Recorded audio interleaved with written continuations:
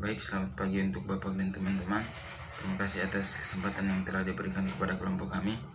Di sini kami sebagai kelompok 9 akan membawakan materi tentang konsep peluang yang mencakup tentang eksperimen atau percobaan, hubungan antar peristiwa, dan juga tulisan gabungan dan juga komplement. Sebelum melanjutkan kepada pokok pembahasan kami, terlebih dahulu saya akan memperkenalkan nama-nama anggota kelompok kami. Yang pertama, Yosef Palang Ahmad, saya sendiri selaku moderator. Yang kedua, Martinus Kale. Yang ketiga, Anglesia Akris Napala.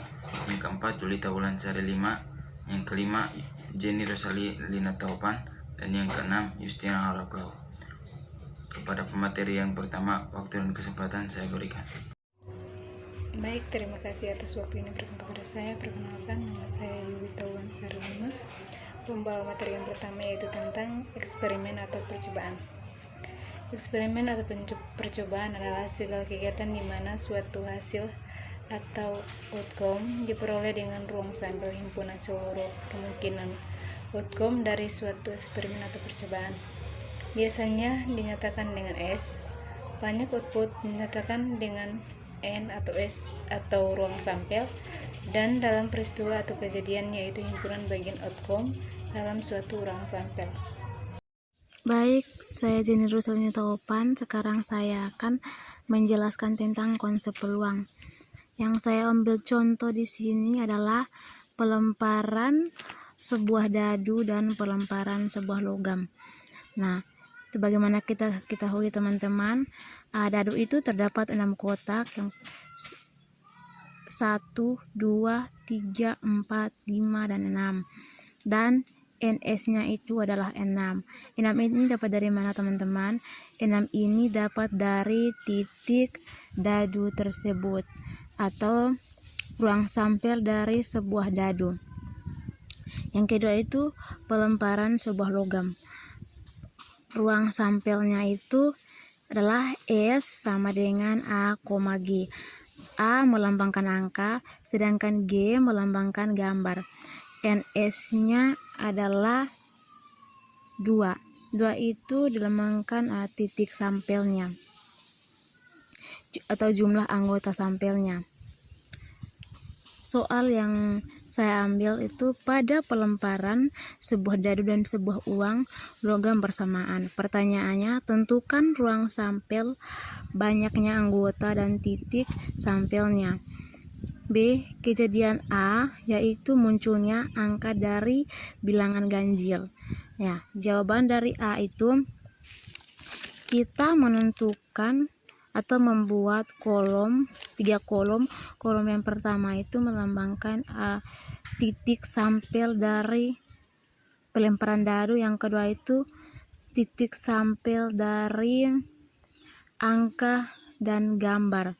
Jadi S sama dengan buku kurung kurawal A,1, A,2, A,3 dan selanjutnya. Jadi NS-nya sama dengan 12. 12 ini dapat dari mana teman-teman? 12 ini dapat dari angka titik sampel tersebut, yaitu 1, 2, 3, 4, 5, 6, 7, 8, 9, 10, 11, 12. Nah, itu adalah titik sampelnya. Kalau pertanyaan yang kedua itu tentang bilangan ganjil, yaitu bilangan ganjil. Bilangan ganjil yang terdapat di sini adalah yang pertama 1, 2, 3. Itu dapat kita tulis bahwa buku kurung kurawal A, 1 tutup kurung, A, 3,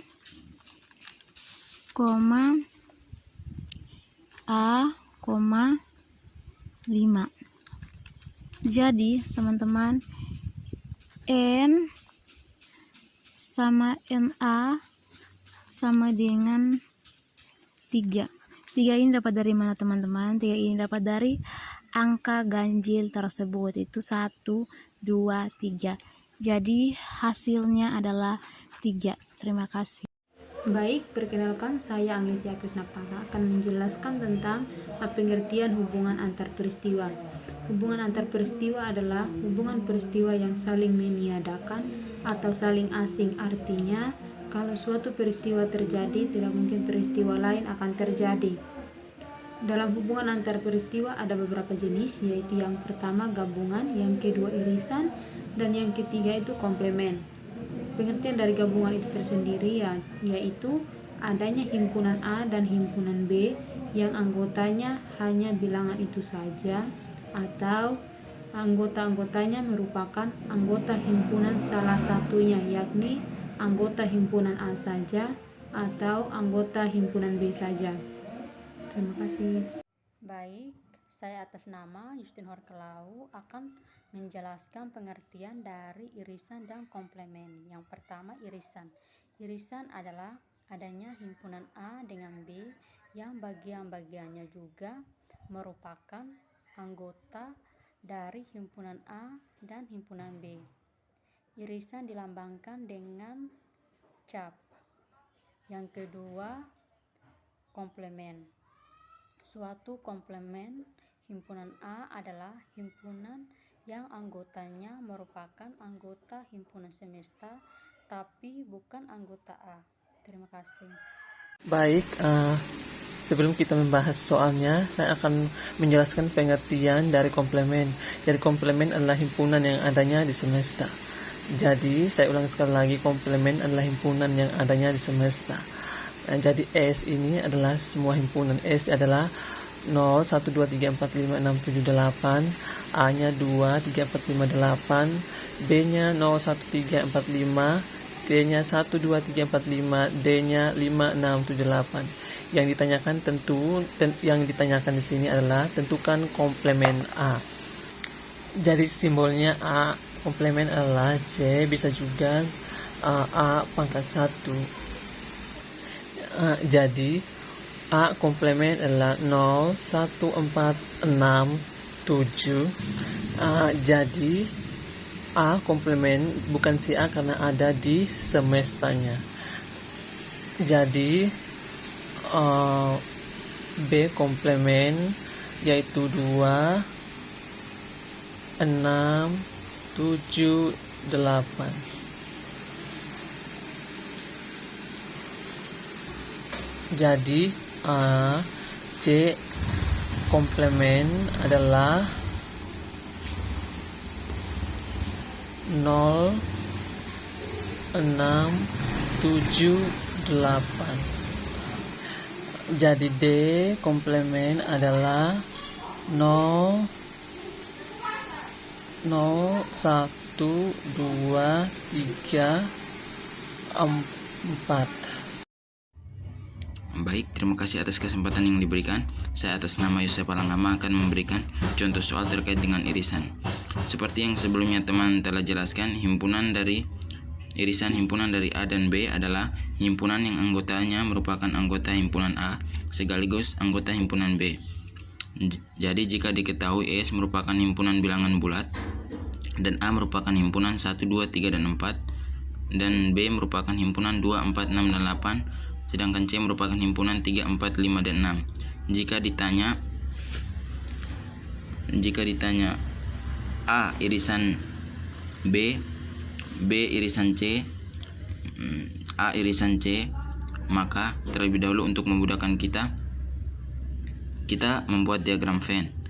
Seperti yang kita lihat pada bagian diketahui, A memiliki anggota himpunannya 1, 2, 3, dan 4, sedangkan B memiliki himpunan yang anggotanya 2, 4, 6, dan 8. Jadi yang kita sama-sama lihat irisan pada bagian A dan B memiliki anggota yang sama adalah 2 dan 4. Jadi pada bagian diagram Venn yang kita arsir adalah pada bagian 2 dan 4. Yang kedua adalah B irisan C.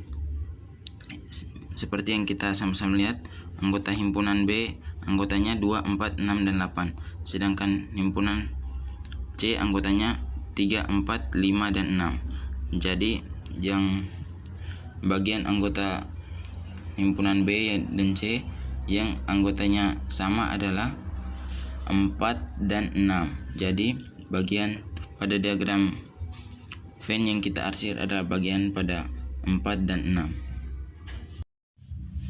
Selanjutnya A irisan C adalah yang kita lihat anggota dari himpunan A adalah 1, 2, 3, dan 4, sedangkan anggota himpunan dari C adalah 3, 4, 5, dan 6. Jadi pada bagian Venn yang sudah kita ketahui, bagian A yang anggotanya 1, 2, 3, dan 4, sedangkan C yang anggota himpunannya 3, 4, 5, dan 6. Yang kita sama-sama lihat antara himpunan A dan C yang anggotanya sama adalah 3 dan 4. Jadi pada bagian diagram Venn yang kita arsir adalah bagian 3 dan 4. Jadi A irisan C adalah 3 dan 4. Baik, selanjutnya kita masuk ke bagian gabungan. Seperti yang teman sebelumnya jelaskan, A gabungan B adalah himpunan yang anggotanya merupakan semua anggota himpunan A dan juga semua anggota himpunan B. Jadi jika diketahui S merupakan himpunan bilangan bulat, A merupakan himpunan 1, 2, 3, dan 4, B merupakan himpunan 4, 5, 6, dan 7, dan C merupakan himpunan 8, 9, 10, dan 11. Jika ditanya A gabungan B, A gabungan C, dan B gabungan C, maka terlebih dahulu kita membuat diagram Venn untuk memudahkan kita. Jadi seperti yang kita ketahui, pada bagian himpunan A anggotanya 1, 2, 3, dan 4, sedangkan himpunan B anggotanya 4, 5, 6, dan 7. Jadi yang sama-sama kita lihat anggota dari A dan B yang anggotanya sama adalah 4. Jadi A gabungan B adalah 1, 2, 3, 4, 5, 6, dan 7. Jadi anggota yang sama pada himpunan A dan B adalah 4, itu hanya ditulis satu kali. Yang berikutnya A gabungan C. Jadi A gabungan C yang sama-sama kita lihat, A anggotanya 1, 2, 3, dan 4, sedangkan C anggotanya 8, 9, 10, dan 11. Jadi pada diagram Venn merupakan himpunan lepas karena antara anggota himpunan A dan C tidak memiliki anggota yang sama. Jadi himpunan A gabungan himpunan C 1, 2, 3, 4, 8, 9, 10, dan 11. Selanjutnya B gabungan C adalah seperti yang kita sama-sama lihat, anggota dari himpunan B adalah 4, 5, 6, dan 7, sedangkan anggota himpunan dari C adalah 8, 9, 10, dan 11. Jadi ini pada bagian diagram Venn merupakan himpunan lepas karena anggota antara himpunan B dan C anggotanya tidak sama. Jadi himpunan B gabungan himpunan C adalah 4, 5, 6, 7, 8, 9, 10, dan 11. Terima kasih.